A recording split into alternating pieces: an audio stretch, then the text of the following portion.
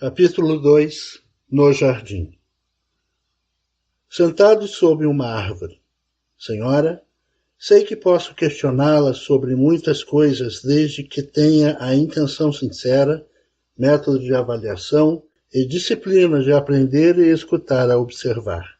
Por isso lhe pergunto se o momento é adequado para conversarmos. A mediunidade belisca-se. Não estaria sonhando? Alguém que me entende?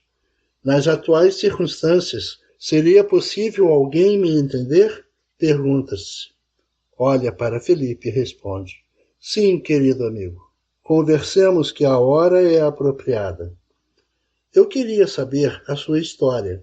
Quando ela começa? Indaga Felipe. A mediunidade respira fundo e vai buscar na memória aquelas histórias valiosas que a maioria das pessoas não tem interesse em conhecer. Estão muito ocupadas com coisa nenhuma. Eu sou antiguíssima, diz a mediunidade. Antes de haver habitantes no mundo, eu existia, porque existo em todos os planos da vida. Sem mim, o universo seria solidão e a obra de Deus, desolação. Explica humilde e verdadeira. Que bonito! Sabia que iria aprender muito. Continue, por favor, pede Felipe. Eu que impulsionei o ser primitivo a ter fé em Deus e na vida espiritual.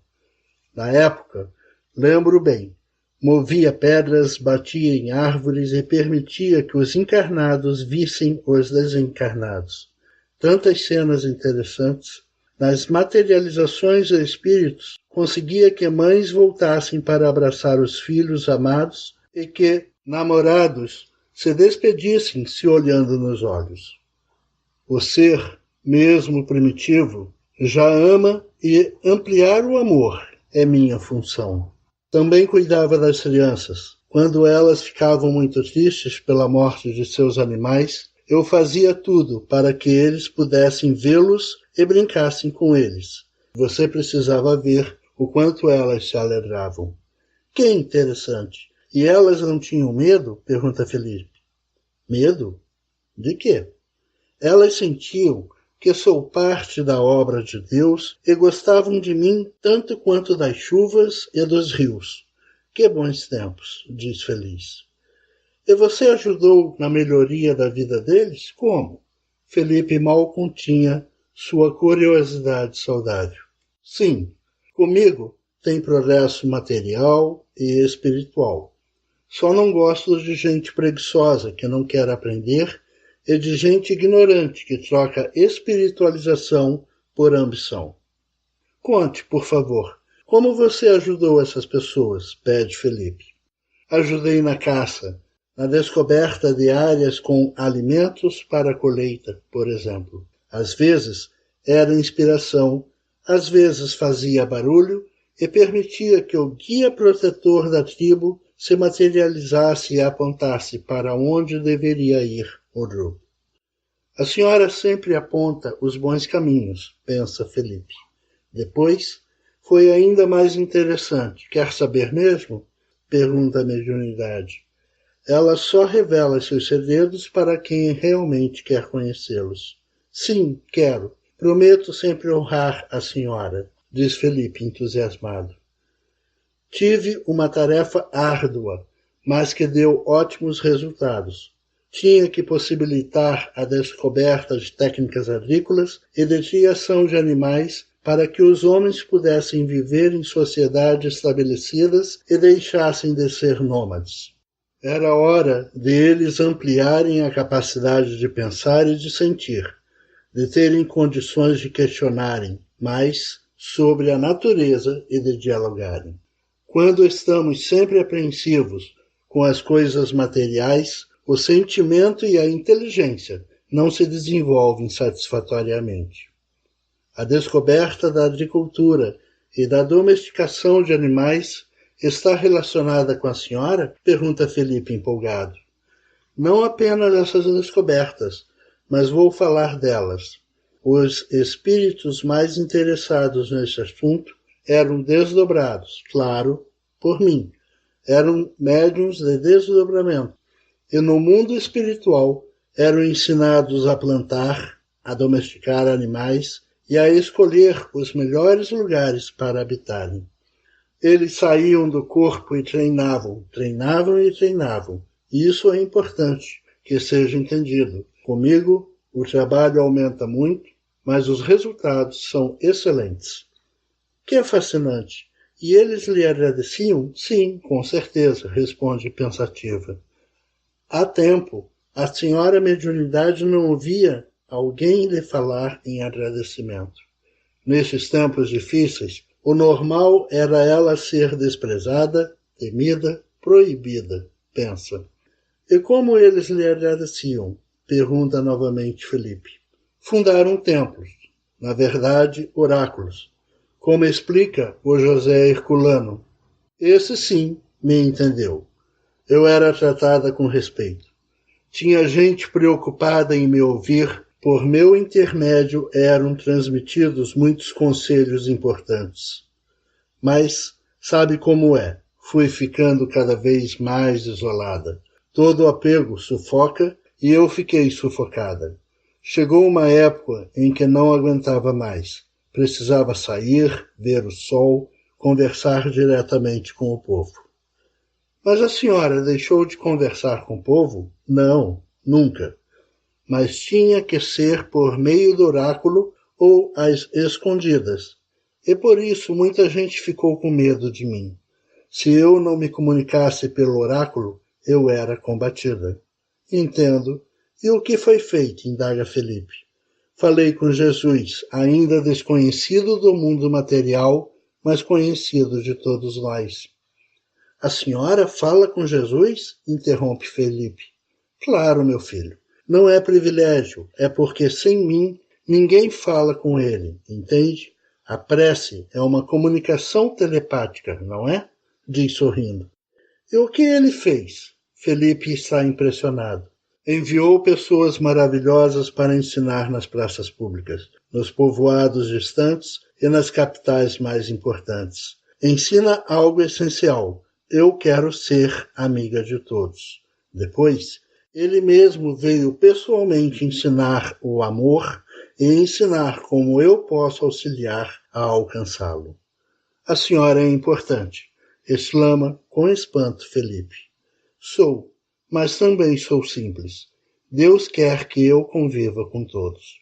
Além de Jesus, com quem mais a senhora conviveu? A lista é enorme, mas posso citar alguns que você deve conhecer. Sócrates, por exemplo, falou de mim no seu julgamento. De fato, ajudei, e muito, o filósofo de Atenas. Alertei-o que deveria dedicar-se à filosofia. Ele queria ser político, mas não podia. Não naquela encarnação. Graças a mim, ele foi avisado e nasceu a filosofia ocidental. Com minha ajuda, certa vez ele foi salvo de um acidente que seria fatal. Eu permitia que seu guia inspirasse a ele e aos seus discípulos, bem como a outros encarnados. Não é fácil fazer filosofia. Transmitir ideias complexas exige muito esforço de todos, de encarnados e desencarnados, mas valeu a pena. Com quem mais a senhora conviveu? Felipe mal pôde se conter. Lembro-me do profeta Isaías. Convivíamos tão bem. Auxiliei-o a moralizar o povo, condenar as injustiças, falar que Deus é único e descrever o plano espiritual. Também convivia muito feliz com o apóstolo Paulo. Aliás, modéstia à parte, não fosse eu, ao invés dele ter sido um dos maiores cristãos de todos os tempos, teria sido assassino vulgar. Desculpa falar assim, mas é meu dever ensinar a verdade. E ele foi grato à senhora? Pergunta Felipe. Sim, honrou-me pelo exemplo e pelo que ensinou. Paulo alertou aos cristãos que sem profetismo, mediunidade, não existiria verdadeiro cristianismo e escreveu orientações excelentes para que os cristãos me entendessem. Explica a mediunidade. Foi? Como? Felipe nunca imaginou que a mediunidade fosse tão interessante. A mediunidade sorri, retira do bolso um pergaminho, lê a carta que o apóstolo escreveu para os cristãos da cidade de Corinto. Irmãos, não quero que vocês sejam ignorantes sobre os dons espirituais. Existe diversidade de dons, mas o Espírito é o mesmo. Da mesma forma que existe diversidade de atividades no mundo, mas o Deus é o mesmo. Há também diversidade de tarefas espirituais, mas é o mesmo Deus que opera tudo e em todos. Há também diversidade de tarefas espirituais, mas é o mesmo Deus que opera tudo em todos. A manifestação do Espírito é dada a cada um para o que for útil.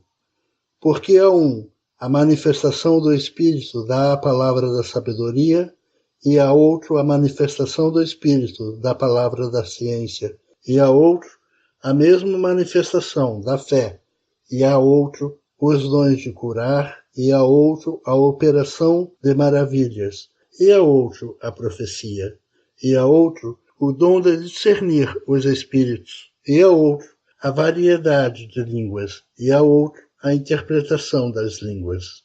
Felipe mal acredita. O apóstolo Paulo fala de mediunidade com o nome de dom. Quais os tipos de manifestação da mediunidade você identifica? Pergunta a amiga.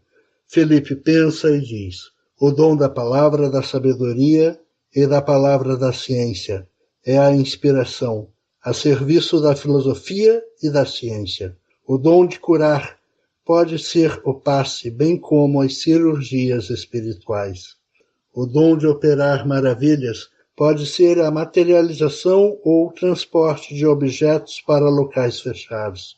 A profecia pode ser a revelação de acontecimentos futuros. O dom de discernir é também inspiração usada, por exemplo, no diálogo com os espíritos desencarnados, nas reuniões mediúnicas de desobsessão. A verdade e a interpretação de línguas é quando o médium fala ou entende uma língua estrangeira que não conhece. A mediunidade sorri. Felipe compreendeu a carta do apóstolo.